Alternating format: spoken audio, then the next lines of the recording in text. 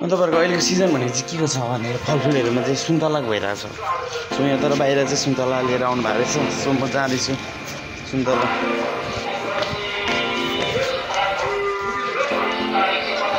सुन्तला ल्याउनु जाने हो अब कसैले सुन्तला किन्ने भनेको त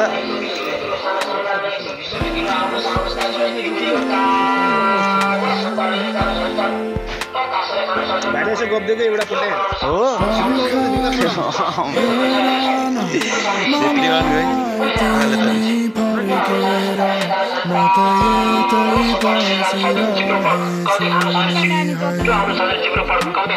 जिब्रो पक्राउँदै खानुपर्छ।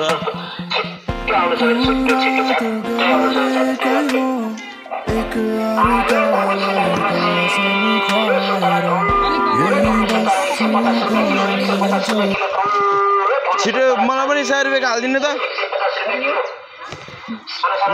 1 केजी अङ्कल छान्नु त। ठुल्ठुलो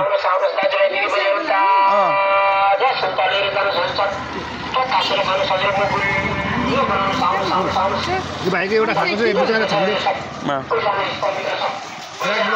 यस्तो भइरहेछ।